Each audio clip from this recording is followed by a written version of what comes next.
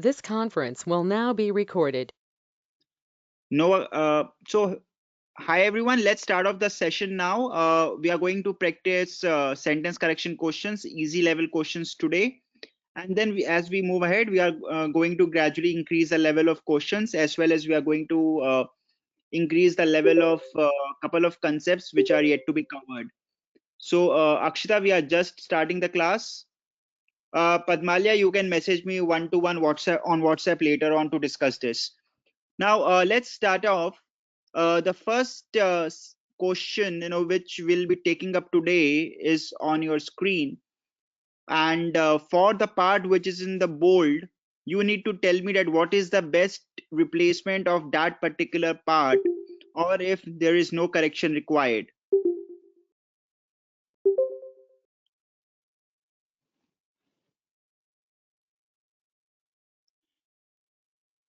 Sangi, I have not taught anything in last 2 minutes. We are just starting off. So we are just on the first question right now. So yes, the correct answer is despite there. Now there is one ebook, in the ebook section of your courses. Everyone who is in the coaching courses, you will have one ebook in your course account, which is about words followed by specific prepositions. I will request all of you to go through that particular ebook, because questions like these, they can easily be done if you know that which are the words which need to be specifically followed up by a specific preposition only. So of in this case is a preposition and despite is a word. So you would know that despite as a word will always come without of. But if say I had the word in spite, so if I say replace the word despite by in spite, then in spite is always followed by of. So it will be in spite of their differences. But because the word is despite, it will be despite their differences. So at times it helps us in sentence correction questions if we know that which are the words that need to be followed by a specific preposition. There is a short ebook on this in your coaching course accounts. Please go through it. In case anyone of you does not find it there, feel free to message me on WhatsApp. So my point is, we need to remember that particular list of the ebook. And this question was a cakewalk. If you get this in exam, it's a cakewalk, because you already know that which words need to be followed by what preposition. So yes, all of you were correct. It is despite their differences. Let's move to the question number 2.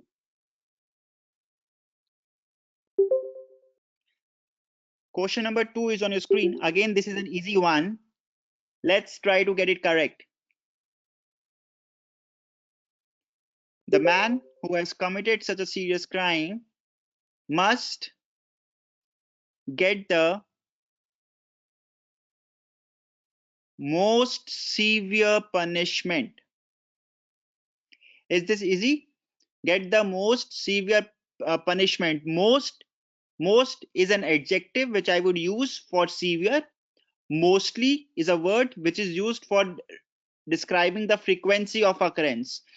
In this question, I need to use the word most as an adjective for severe and not as a frequency of the occurrence of punishment. So my answer is going to be get the most severe punishment. Sangini, are you able to understand? Supriya, right? So that's how I will answer this particular question, and my correct answer will be get the most severe punishment. Question number 3.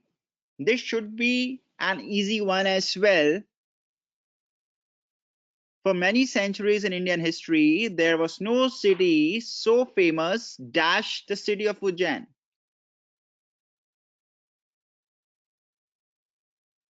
So all of you are saying A. Right, right. So the correct answer is A. All of you are correct. Interestingly, all of you are correct. Good.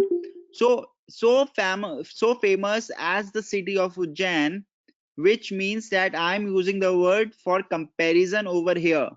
so famous as. I cannot use such as because such as needs me to have two nouns. I only have one noun, which is Ujjain. I will use the word as the correct answer. So my correct answer for this question will be option number A. Such as is not correct, Shubhashri, because if I use such as, I need to have a comparison. Here I am just using it at an absolute level. That's where I will use the word as. So my correct answer will be as. Question number 4. He's a singer of repute, but his yesterday's performance was quite disappointing.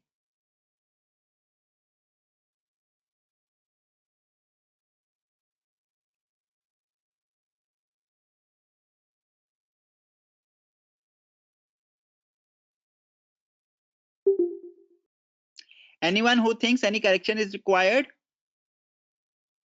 Performances about yesterday? Padmalya? Is it a typo which you did, or do you think that D should be the correct answer? If you think that D should be the correct answer, I can help you understand.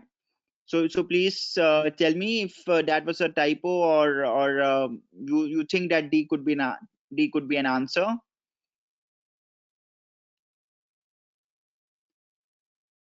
Okay.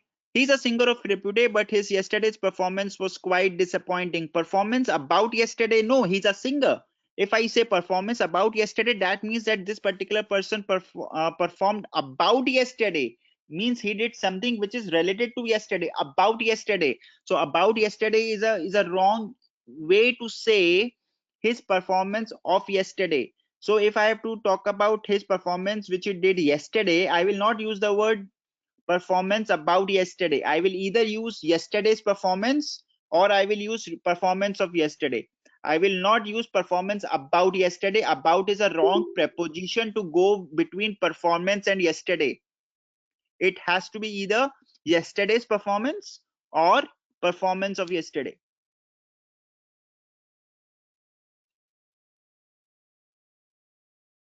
Yes, Sandeep. Khushi, no. My question was about a single performance. I cannot change it to performances. So if it was performance of yesterday, then again still I would have gone for E, because in sentence correction, if you have two options which are grammatically correct, you will go for the option which is crispier in writing. You would have always heard his yesterday's performance. Performance of yesterday is a redundant way to speak and write. So first of all, I reject option number A because it says performances instead of performance. Secondly, if option number A was performance of yesterday, I would still have gone for E, because yesterday's performance is grammatically correct and is crispier. Do we all understand it now? That why am I going for no correction required?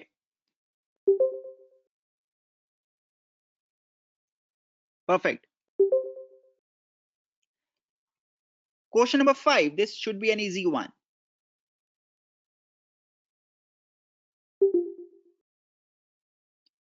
Question number 5.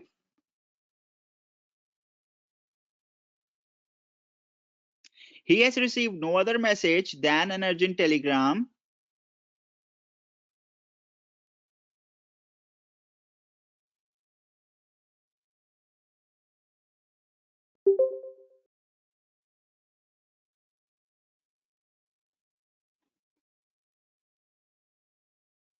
Yes, the correct answer is C. Option number C is the correct answer. Asking him to rush to his village. Asking him to rush his village is wrong, because if I write asking him to rush his village, that means that someone is asking him to rush his village, not to rush to his village. If I give you a message, suppose say you are working somewhere or you are in college, I give you a message that some urgency has happened at your hometown, then what will you do?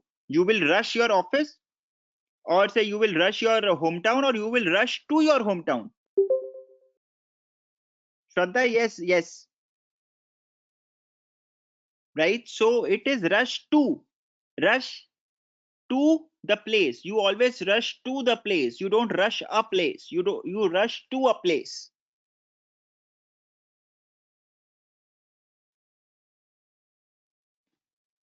Yes, so it's always better to write rush to rather than rush towards. So rush towards is wrong English. You will always say rush to his village. You will not say rush towards his village.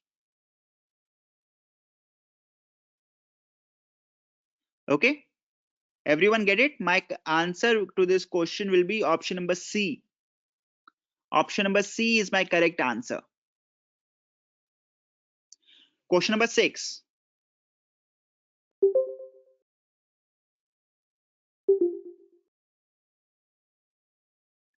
Question number 6. This is an easy one. All of you should get it correct.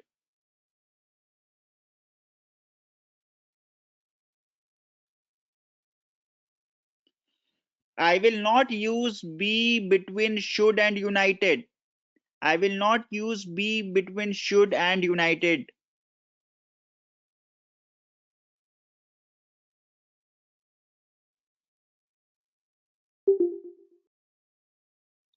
Should is something which you are ordering. If I am ordering, then I cannot use the word undertaken. It was unanimously resolved that the parties should unitedly undertake launching of popular programs. Should unitedly undertake. Undertook is a wrong word to go with should.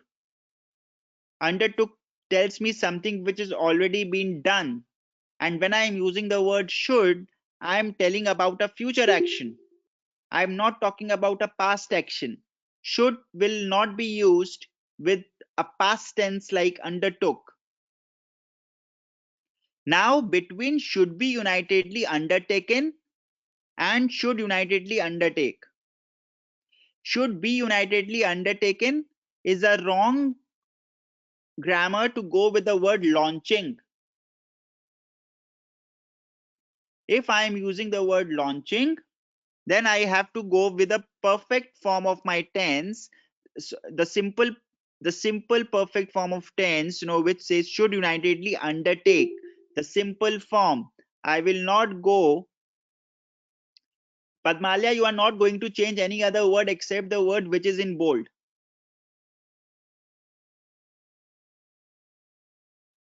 And again, this sentence cannot have the word launched because it is talking about something which is resolved. You always resolve about a future thing. You don't resolve about a past thing.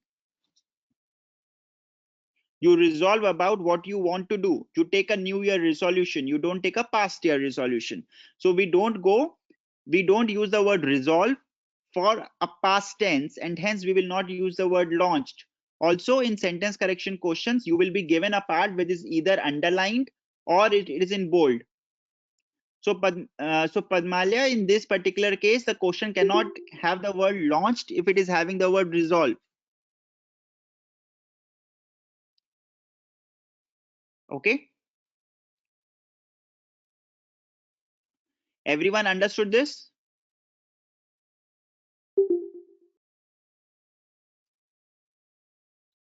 So unitely is no word, it is unitedly.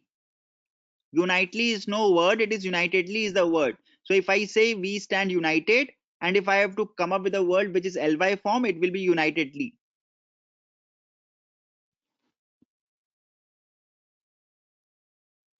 Question number 7. Question number 7.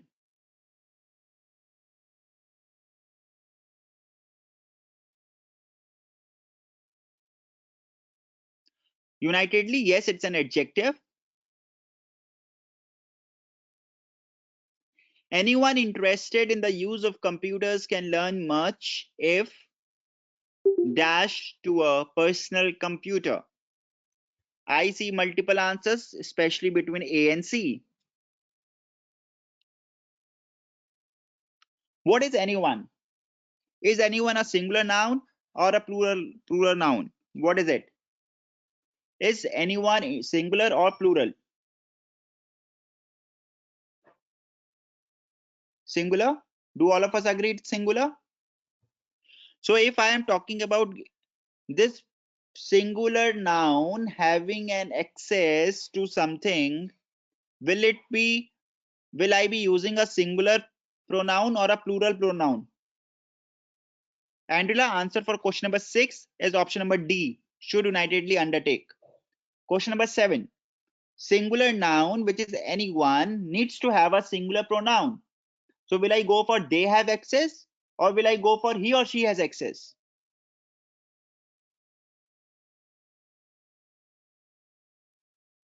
So anyone who marked they have access, do you understand it now? That what was the reason that I will go for he or she and not for they? If you would see, this is not a big concept to remember. Very basic concept to remember, right?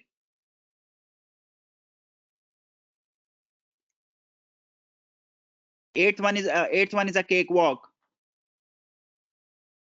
If my option said one have the access, you will have one has the access. You will not have one have the access. And typically, if I am writing a sentence, I will not use anyone as a noun and then again one as a pronoun. I guess eight is too much a cakewalk. I just put it by mistake over here. It's do not have tolerance of ambiguity. Eighth was a cakewalk, I believe. Do not have access. Do not have tolerance of ambiguity. Eighth one is very easy. Ninth one is interesting, and next 4 questions will be interesting. One of my drawbacks is that I cannot have tolerance of ambiguity. You don't have a tolerance of something. You can always have a tolerance of something. You either have it or you don't have it. Cannot is not a right word to go, Sangini. Cannot means that I can do this but I don't have this. But when it comes to something like tolerance, you either have it, you don't, or you don't have it. There is nothing like you may have or you can have or not.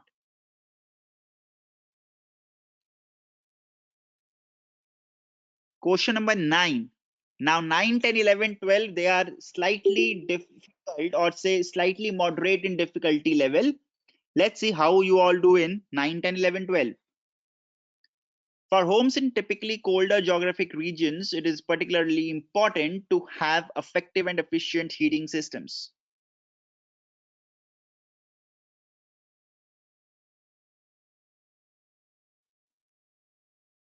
Okay. So let's see my part which is not in bold. So one thing is for sure that I cannot change part which is not in the bold. So the part which is not in bold, is it talking about people living in colder regions or is it talking about homes in colder regions? Homes. Can I eliminate option number B? Can I eliminate option number D? Can I eliminate B and D?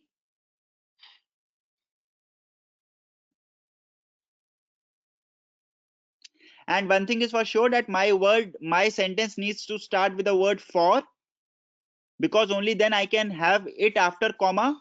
If I will start it with homes, I cannot have comma followed by it, right? Okay. So I'm left with option A and C. What is different in option A and C? Colder and cold. Do I use the simple form of a word with the word typically, or do I use a comparative word? He's typically good. I never say he's typically better. He's typically good at this. This is typically a warm city, right? I usually use my simple form of word with the word typically. Hence, my correct answer will be option number C for homes in typically cold geographic region. Colder. Option number A says colder. Option number C says cold. I will go with cold. My answer to this will be option number C. Do we all get it? Everyone? Okay. Option number C is my correct answer.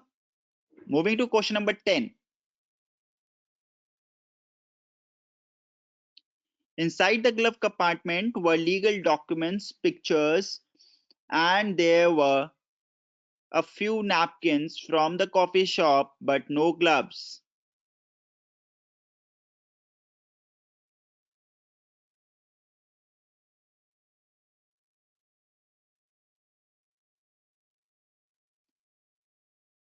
Inside the glove compartment were legal documents, pictures, and there were a few napkins from the coffee shop, but no gloves. Ananya Tanya say D. Bhargavi Shweta say B.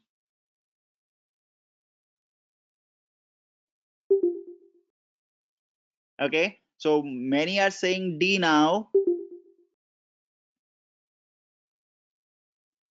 Okay, Simran says D. Aviral says D. Okay, inside the glove compartment were legal documents, pictures, and do I again need to use the word there were after the word and? Isn't it redundant? I've already told where are these objects lying. I don't need the word there were, right? Because even without the word there were, I can know that whatever word I'm going to use after and, whatever object I'm going to mention after and, it is inside the glove compartment. Correct? I don't need the word and there were. So inside the glove compartments were legal documents, pictures, and napkins. So I am left with option C, D, and E. Is there anything? If I say no gloves were there, comma, no gloves were there, it does not convey correctly what I want to say. And napkins from the coffee shop, comma, no gloves were there. From the coffee shop, no gloves were there. Right? Not a right way, but no gloves because I am changing the affirmative to negative. I am changing affirmative to negative, and the word but is the reflection of that. Whenever we use the word but, it means that we are changing the idea of the sentence from a to minus a, from x to minus x. I am trying to contrast first three objects: legal documents, pictures, napkins. They were found. Gloves not found. How do I show this switching from positive to negative? I use the word but. Correct? My answer to this question will be option number D. Everyone understood?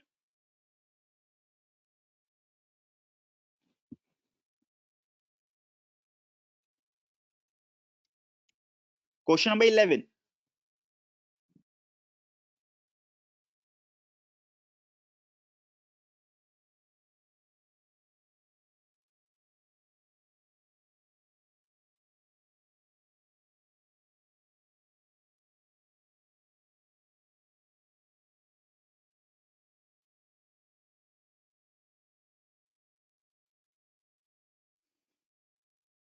Concerns about global warming have grown into actual efforts sanctioned by non-governmental organizations and governments that not only work to understand global warming. Is the word yet continuation of the same idea or the change of idea? Does the word yet reflect the continuation of the same idea or the changing of the idea?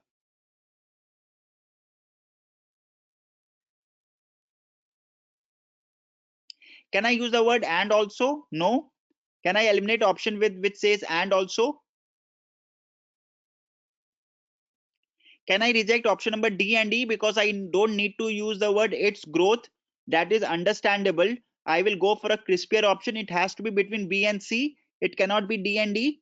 Can I reject D and E? Between B and C, will I say but also to prevent it or yet also to prevent it?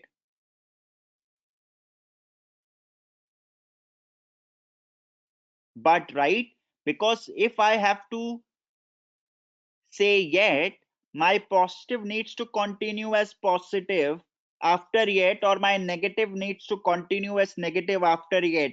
It is only in but that I can change it, and since here there is a transition, I am going to use option number B as my correct answer. Khushi, we are not going for option number D because to prevent its growth is redundant to write. I will go for a crispier way of writing, which is but also to prevent it. You prevent global warming. You don't say that I am going to prevent global warming's growth. You say that you want to prevent global warming. Do you get it, Khushi?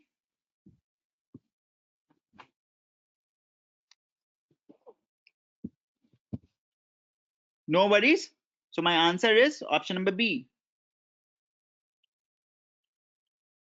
Question number 12. This is an interesting one. Let me see how many of you get it correct. Even though I have seen the movie countless times, I still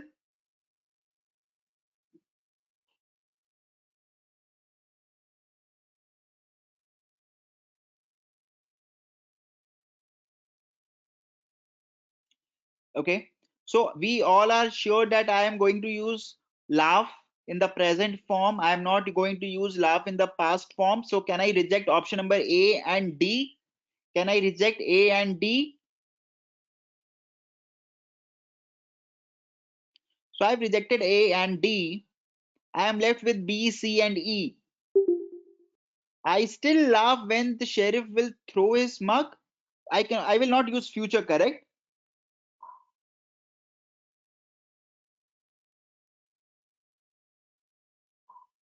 Also, if I'm using the word through, am I limiting myself to only one instance? If I use the word through, I'm only limiting myself to one instance which has happened in past. But when I say that whenever I see this movie, I laugh at this particular scene, do I need to have my present form so that I can reflect it to any number of times I see it, I end up doing this. Correct?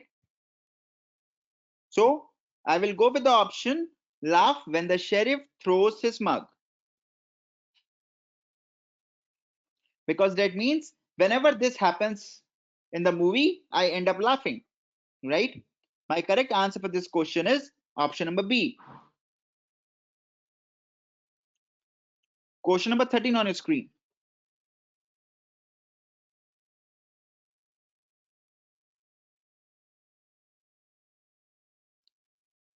Who is going to tell me the meaning of the word dilapidated?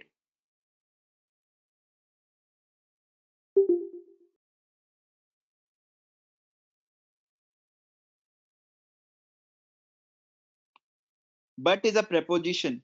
It's not a part of speech.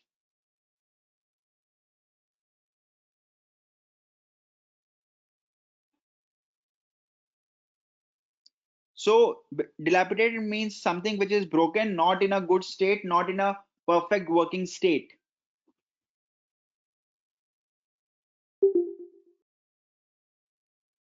Right, Kushi? Lockers in schools are often dilapidated.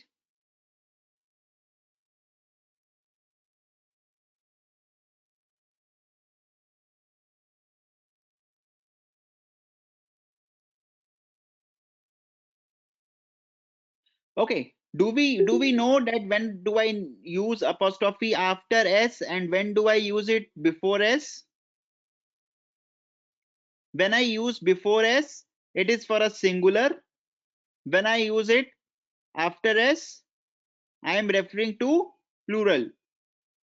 In this case, am I referring to students as a singular or plural? I'm referring to them as plural. I'm taking them all together. I'm referring to all students, not talking about one specific student. So option A, option B, option C, they are anyway rejected. I'm left with option D and E. Between D and E, which is the answer I'm going to go for? Do I need to use the word that makes students, or just the word making will suffice?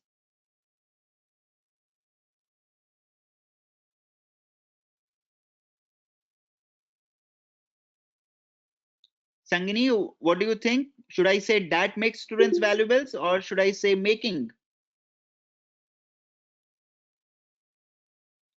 Gunjan, B cannot be the answer because it is using students. It is using student apostrophe S. But my word needs to be students. Apostrophe needs to come after S because I am referring to a plural, student as plural and not as singular. Hence, any option which says student apostrophe S and is referring to a student as a singular noun will be rejected.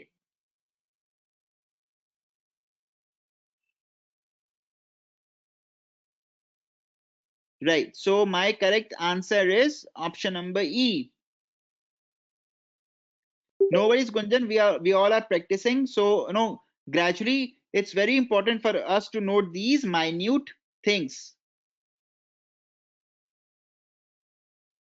Right, Harsh. So my correct answer is option number E.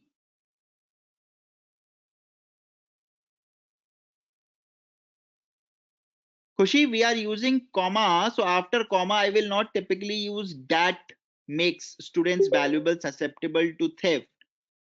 So comma is breaking the flow. So after that, I need to ensure that I'm continuing my usual flow. I will use the word making and not that makes. Also, if I have to write the sentence in a crispier way, I will prefer to use the word making rather than using the word that makes. Understood, Kushi?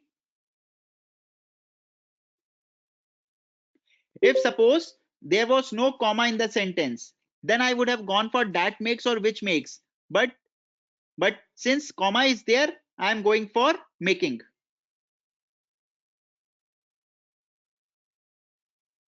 Question number 14.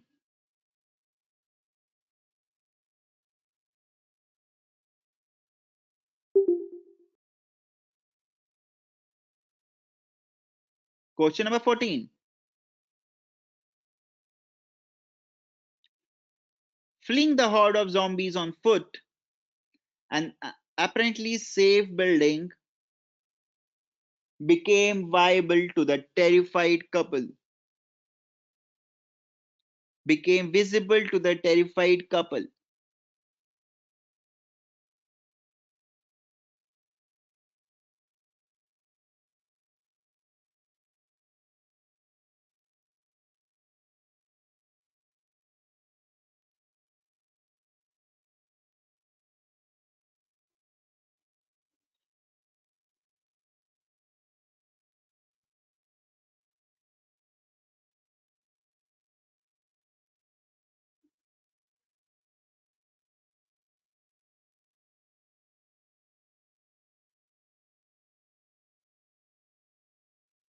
What is the meaning of fleeing the horde of zombies on foot? What is the meaning of fleeing the horde of zombies on foot? What is the meaning of this?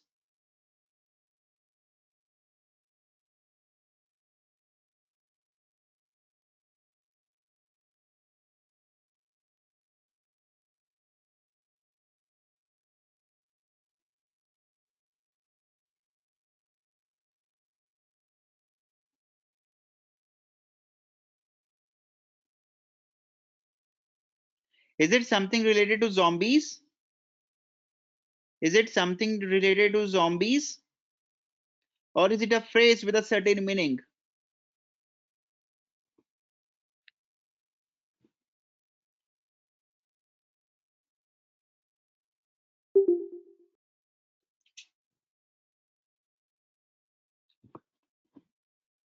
So tell me, is it a phrase or is it something related to zombies?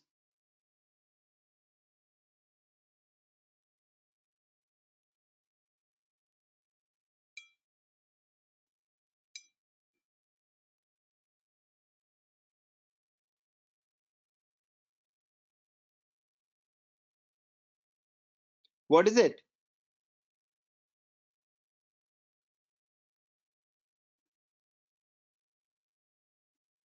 The correct answer is option number B. That is sure. Correct answer is option number B. What I'm trying to understand is what led us to B.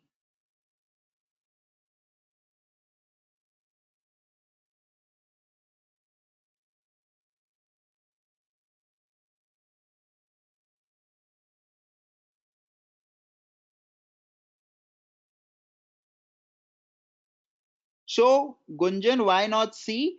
Fleeing the horde of zombies on foot. This means that it's a phrase which refers to someone who has been on an excessive walkout, who has been excessively walking, who has been on a unstoppable run. That is what I mean by this phrase. Now, this phrase is being used for the couple.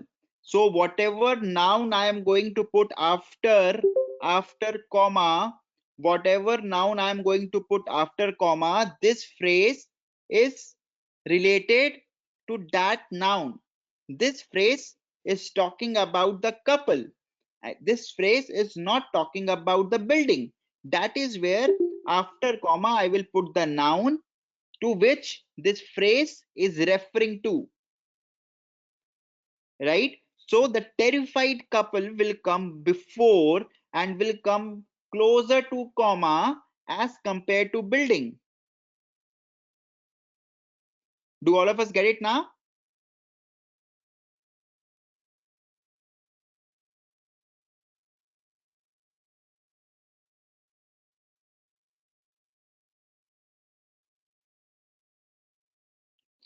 So why? So PS, you are asking me that why are we not going for option number D? Where is my original sentence talking about the luck getting changed? Why am I unnecessarily inserting new words?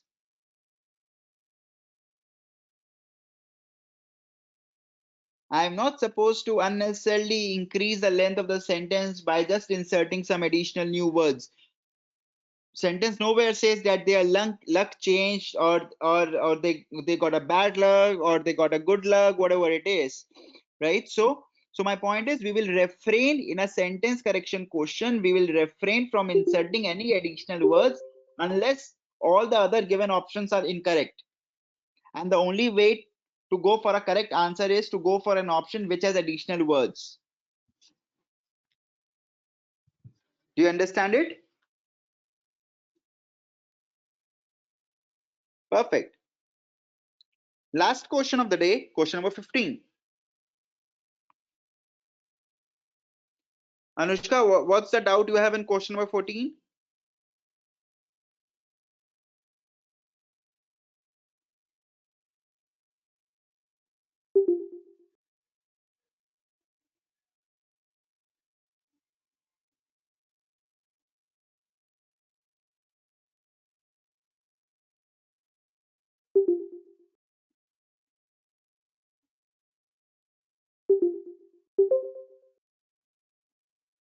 Catastrophic is something which is disastrous in nature. Okay, what is the difference between affect and effect? I'll come back to question number 14. Let's first complete question number 15. What is the difference between affect and effect? A double F is a verb, E double F is a noun or an outcome. In this particular question, am I referring to verb or am I referring to the outcome? Verb.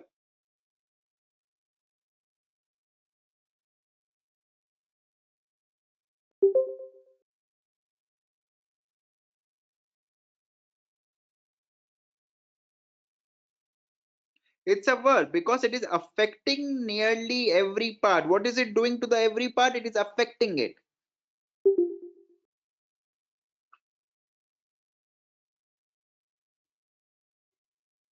So the correct example of the outcome is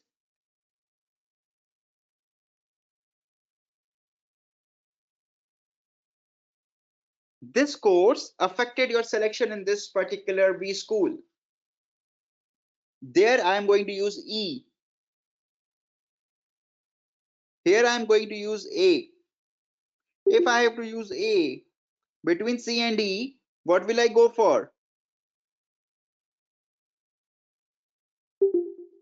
I'll go for C. Option number C is my correct answer. Okay. Going back to question number 14, some people have doubt. So can anyone tell me what's the doubt in question number 14? Some of you were asking the meaning of the phrase.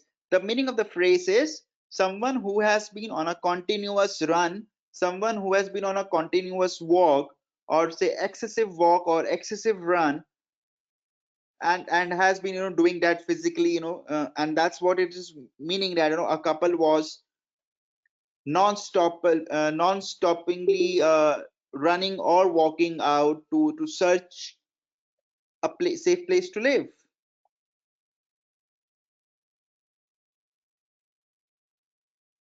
Do you get it? Do you get it, Pratap? What is the meaning? Someone who has been on a continuous run, someone who has been on a continuous walk, but has been continuously working or walking or running to looking out for something, or in search of something, or to achieve something, right? Anushka?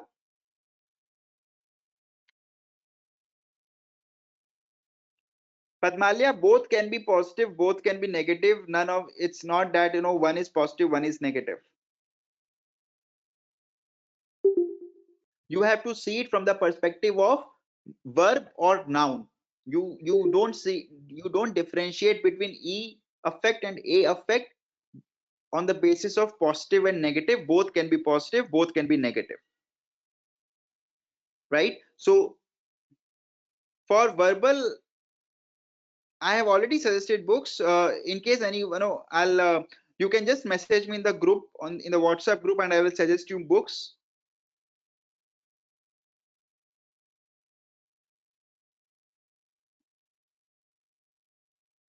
Great, good, Shraddha, that's good. Reading novels is not required. See, novels is something which you could read if, say, your reading speed is very slow. Otherwise, you typically don't need to read novels to improve your grammar. Hindu newspaper editorial is yes, what you can read. And Villa, question number 6. The correct answer is option number D, should unitedly undertake. Anyone who has any questions about the books or what material to refer, please message me on the WhatsApp group. I'll help you out over there, or you can message me one-to-one. Gunjan, you only need to read editorial page of newspapers. Yes, Charu, I will share the PDF in the group. And Villa, good, that's good. Question number 15, someone was asking the answer. The correct answer is option number C for question number 15. To improve vocabulary, just go to the vocabulary ebook in the course. Once you are done with that, tell me and I will tell you what more to study. But the vocabulary ebook in the course is the first thing which you should be studying. Great. So thank you everyone for joining. We'll meet again. So for the next sentence correction question, I will be sharing some moderate level questions with you before the class, at least few hours before the class, so that you can attempt them and come to the session.